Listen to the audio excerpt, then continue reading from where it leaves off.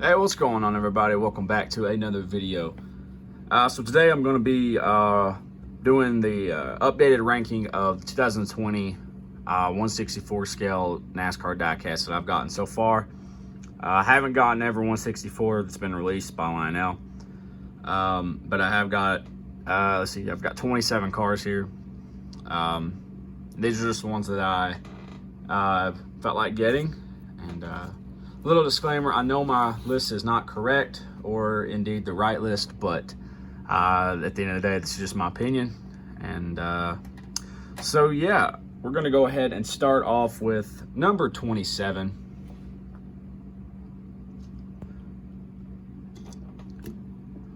Number 27 is going to be Kyle Larson / Matt Kenseth's 2020 Credit One Bank Chevrolet Camaro. So let me go off and start by saying, if you've seen my review of this car's original appearance, it had either some hair, some paintbrush things like right here on the front, and I made a custom out of this with some Sharpie and just some little markers and stuff. But considering that this car is not even raced anymore, and I think my custom's honestly better than the one that I got, but that's ultimately what put this one dead last on my list. And so yeah, nothing else to say about number 27. On to number 26. And this one was kind of a odd one because I really enjoy this paint scheme, but they completely butchered the back of it, where the Axalta is. It's not even the correct paint scheme. I'll post a picture of the original paint scheme. I posted it in my review. If you haven't seen it, go check that out. But I mean, all in all, it's a solid paint scheme, but I mean, there's no excuse for getting the paint scheme wrong. And then on the other side, they just flipped it and got it wrong again. So big oof by Lionel, but that's ultimately what brought this one into 26. On to number 25 here. We have Denny Hamlin's Fedex Camry. I did a review on this as well. I did a review on all these if you want to check them out. The front windshield of this car is just, I don't know if you can tell, but it's mashed in. The wrap on it's not the best. It's got some paint chips and stuff of that nature. But I really like the paint scheme. I think I've grown to like his white and purple FedEx scheme, but the windshield's just out of place pretty much. And so yeah, that's what brought this one at 25. On to number 24. Here we have probably gonna be a controversial one, but this is gonna be Chase Elliott's Mountain Dew Zero Sugar ZL1 1LE. I ranked this one 24th solely off the fact that it's completely jacked up, and I don't know. I posted pictures of it and did a review on it, so if you want to go check it out.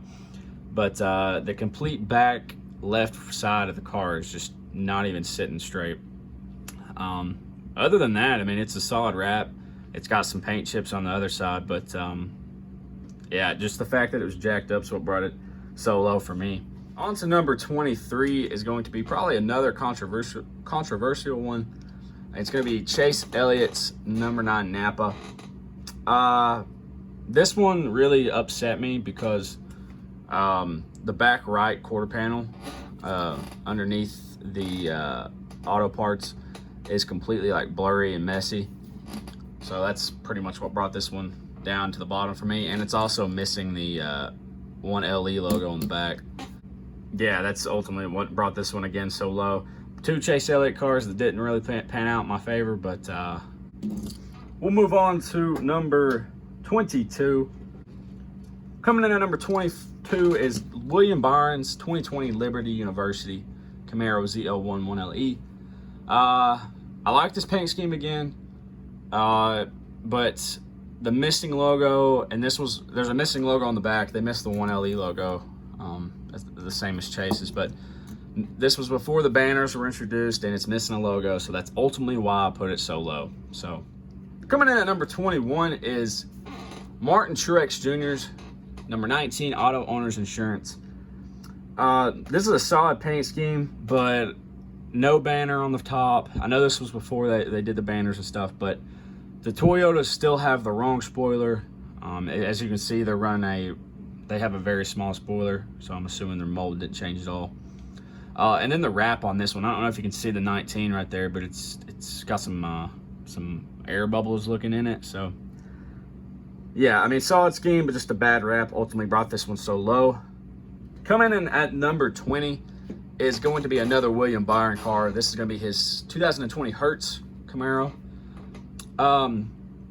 Again, this one is also missing the 1LE logo on the back, and I'm not sure why. I guess this might just be a reused paint scheme from last year, but if they had the time to go through and put the Cup Series logo on the side right there, they had enough time to put another little logo on the back. So yeah, again, just like why can't you put a small little logo? It's, to me, it's the little details that make a difference. And no banner again on these, so that's why this one was dropped at number 20. Coming in at number 19 is Kyle Busch's 2020 M&M's Camry.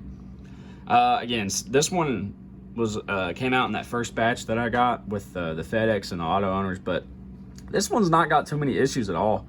Again, the Toyotas are running a different spoiler, but no banner or anything. It just, and ultimately this was probably just the result of the paint scheme. I love the M&M's cars, but yeah, there's just a lot of good cars on this list with no errors, and I think the spoilers brought this one down so low for me. Coming in at number 18 is going to be Martin Truex Jr.'s number 19 Bass Pro Shops Toyota. I love this car. I love that they have the banner. The paint scheme's not too bad. There's not that many chips on it or anything. But again, the Toyotas have that bad spoiler. It's not correct. Like I said, this review is a result of paint scheme plus quality of the diecast. So that's what brought Martin Truex Jr.'s Bass Pro Shops in at number 18. Coming in at number 17 is going to be Aric Almirola's number 10 Smithfield Ford Mustang. The reason I put this one at number 17 is honestly I just don't like the paint scheme. These Mustangs are beautiful on the diecast. This one does not have a banner or anything, so that kind of brought it down more. But again, I really liked his paint schemes when they switched over from the Richard Petty ones, because I wasn't really a fan of his Petty Blue Smithfield cars. But paint scheme hasn't changed that much over the years, and that's ultimately why it was so low on my list. Coming in at number 16 is going to be Matt Dibenedetto's number 21 Ford Motorcraft Ford Mustang. Now, this paint scheme hasn't changed at all hardly throughout the years, but it has the banner, it has all the correct logos going, has a beautiful big spoiler back there. But the reason this one was so low was because of the windshield problem, if you can see.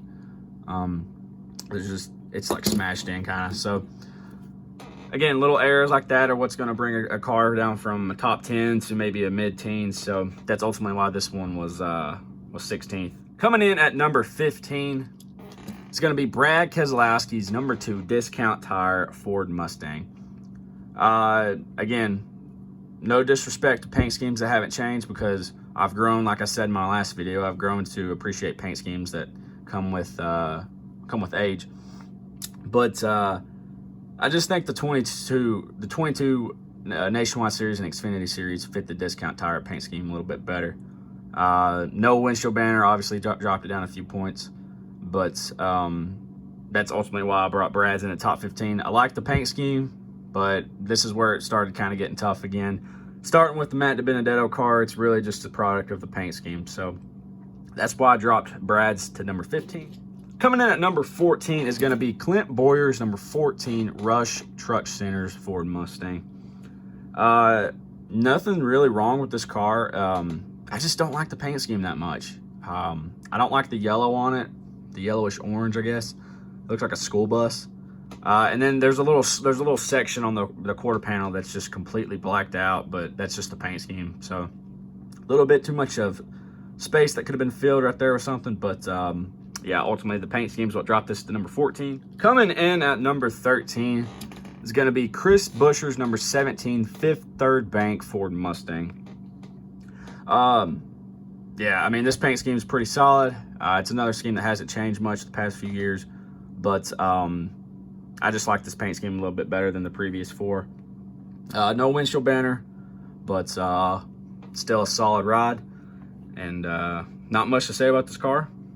we'll move on to number 12. Coming in at number 12, it's going to be Austin Dillon's number 3 Dow Chevrolet Camaro.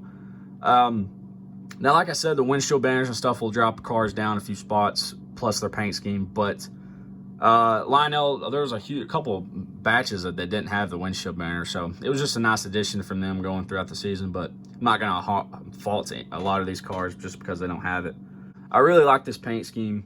I know a lot of people think it's controversial with the black 3 and stuff going around in almost a completely black car, but I mean, what can you say? I like the car. I like the black and red and the little silver stripe by the 3. So that's why this car was number 12. We'll move on to number 11. Number 11 is going to be Kevin Harvick's number 4 Hunt Brothers Pizza Ford Mustang. I have a couple other Kevin Harvick cars later on this list, and this was my least favorite out of those. So after this, the paint scheme is ultimately probably what's going to separate these in the ranking. So not much else to say about this car either. No windshield banner, but like I said, I'm not going to extremely fault them because they didn't put them in on the earlier waves. But so yeah, not much else to say about this car. Coming into the top 10, now this is where stuff really got difficult to rank, but we'll go ahead and get number 10 out of the way. Number 10 is Tyler Reddick's number 8 Caterpillar Camaro. I love this paint scheme to death. I love the brown, how it fades into the black, and I love the 8 back on diecast and back on the racetrack. So just an all great paint scheme. They got their logos right. No banner, but like I said, that's just a product of the time that they were in. But that's going to do it for number 10. We're going to move on to number 9. Coming in at number 9 is going to be another number 9. This is going to be Chase Elliott's 2020 Unifirst Chevrolet Camaro. This car has all the correct logos, correct body, and everything like that. Really cool to see Unifirst sponsor the 9 car. And all in all, a solid paint scheme, solid diecast. And that's what brought it in at number 9 for me. We'll move on to number 8. Coming in at number 8 is going to be number 88 of Alex Bowman's 2020 Axalta Camaro. I said this on an Instagram post. I've not really ever been a fan of this paint scheme on track, but the translation to a diecast is really pretty. I love the navy blue with the red and the yellow, and I just think the car pops really well. It's one of my favorite diecasts so far this season, and that's what brought it in at number 8. Coming in at number 7 is going to be Kevin Harvick's 2020 Busch Beer Ford Mustang. Absolutely love this paint scheme. Love the mountains in the back and stuff, and how it kind of complements the light blue and stuff. Love the can on the side.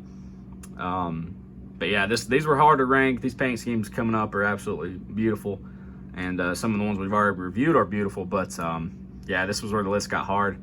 Really, really hard. But that's going to do it for number 7. Coming in at number 6 is going to be Joey Logano's 2020 AAA Insurance Ford Mustang. Another classic paint scheme that hasn't changed throughout the years, but absolutely beautiful.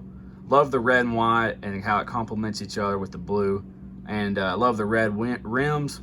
And my favorite part of this car is the white spoiler with the white splitter.